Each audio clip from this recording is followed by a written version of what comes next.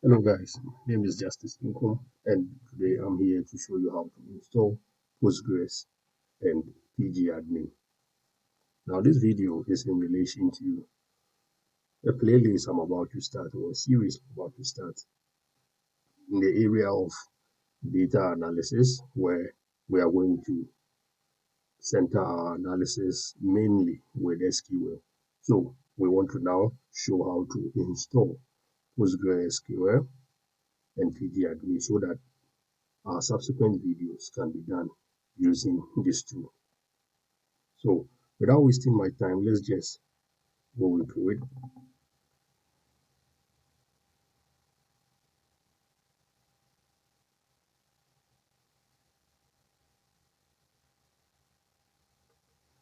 And we type in our postgres SQL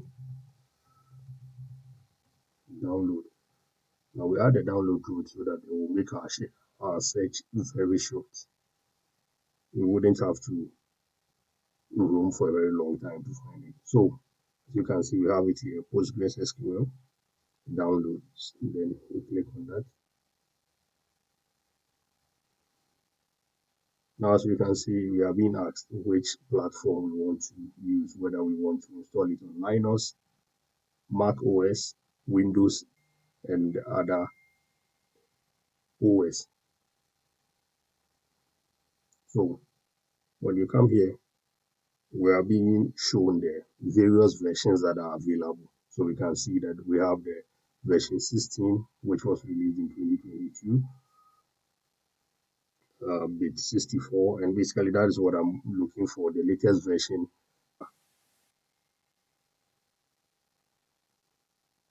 And once we get to this part, we choose what we want to download and install. So we come here, we are looking for Windows, so we click on this download button and our download starts right here. So I'm using IDM, so that's how it appears. Then you click on the start download. Then depending on your internet speed, this might take long or short. Well, I think mine is pretty okay, so it won't take even up to a minute to complete the download.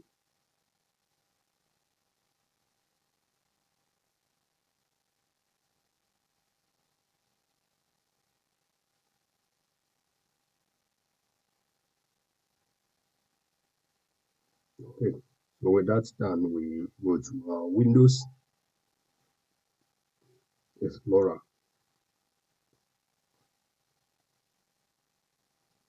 and we go to our downloads,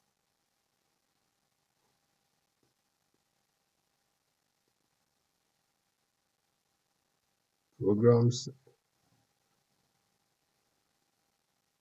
and as you can see, we have it right here, the latest version of our Postgres.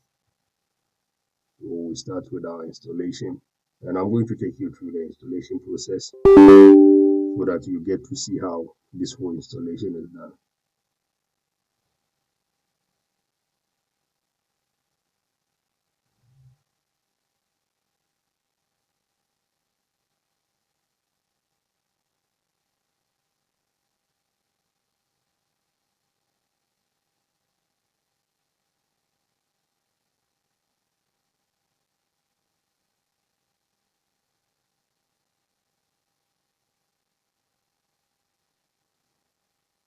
Okay, so we move next. That is the folder we intend to do the installation. And these are the packages that we are going to install within the file we downloaded. So we move on.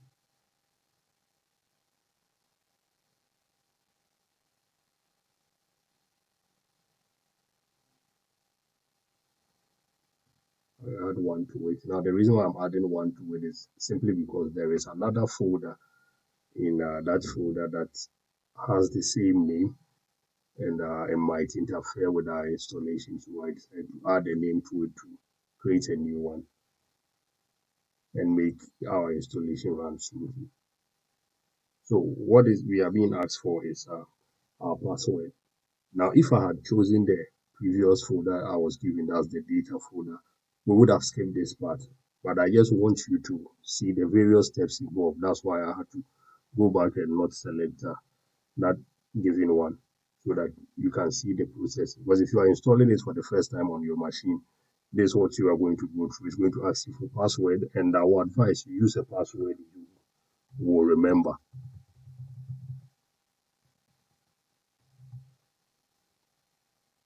You don't just put in any password just because you are being asked for a password. Also, once you forget it, it becomes another problem. Okay, now the port is always set to 5432, so we leave it like that. And we are doing this as a local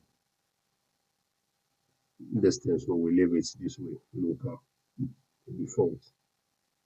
Then we move on with our installation. Now, setup is now ready, so we just click on the next, and as you can see, our installation has started.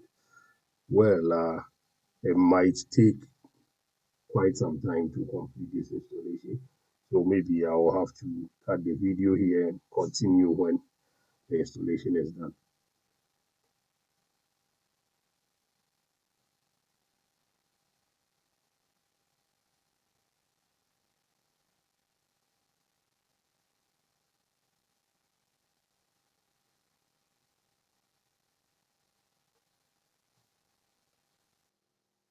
So now our download, so, so, so so now our downloaded file has been installed, and to move forward, we can do so by either clicking this finish button. But once we do that, it means we are going to now um, look at the start builder. But that's not the main focus for this video. So we will check this and we'll click on finish. So now our job here is done because we have the pgadmin already installed in there.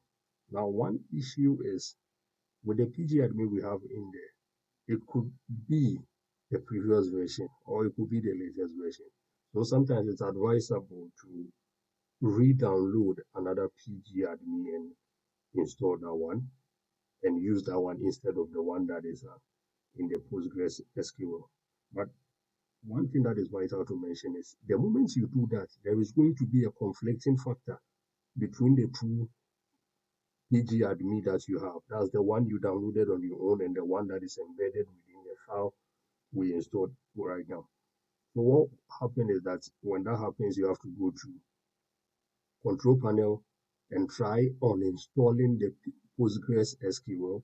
And once you do that, it's going to ask you to uninstall it, uninstall individual components or uninstall the entire program. So when you pick individual components, then it's going to allow you to choose which components you want to remove. That is either the stack builder or the Postgres SQL server or the pgadmin. Then you can choose the pgadmin and uninstall that one. It is after that, then the conflict of using the pgadmin, the one that you've installed on your own, will be removed.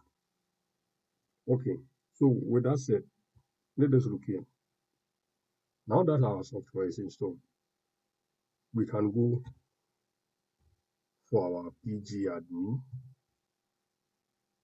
and as you can see, we have pgadmin here, right here. So you can run it either as a administrator or you can just click on it and you open it. So let's see how the whole thing turns out to be. Now let me go on by saying that pgadmin is the administrator for PostgreSQL. When you install PostgreSQL, it's pgadmin that we use in controlling PostgreSQL. So it's vital for you to have pgadmin. I know some of you might be wondering, we installed PostgreSQL, but why are we opening a pgadmin instead of postgresql? Now the reason is what I've said. That is, we use pgadmin to control PostgreSQL, or pgadmin is the administrator for our Postgres. So Let's see what we have here.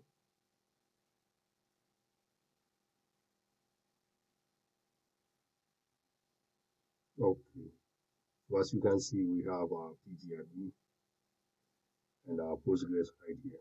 So we click on our server, that is, we click on this side, and as you can see, we have our PostgreSQL, the version 16 rightly installed, and we have our first database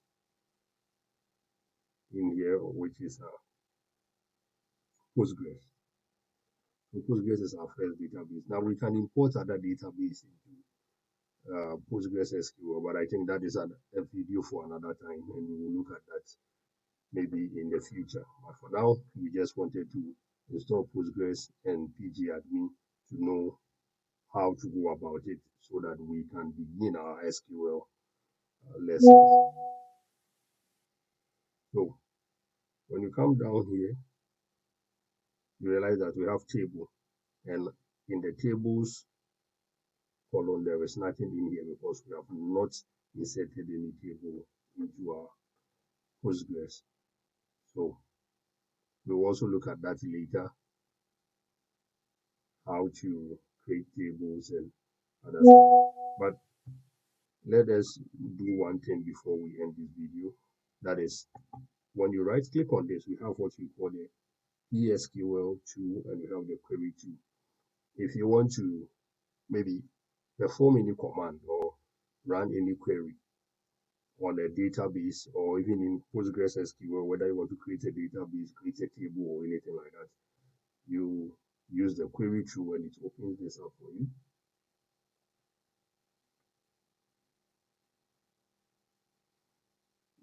And it is here that you're going to write your queries. That is, it is this part that you will write your queries. And once you run them, the action will take place. And if it's a table, you will find it where we have our table. If it's a database, you also find it here in our database column. Any command that you run, the action will be seen somewhere on this interface. So thank you very much for your time and see you in the next one. Bye.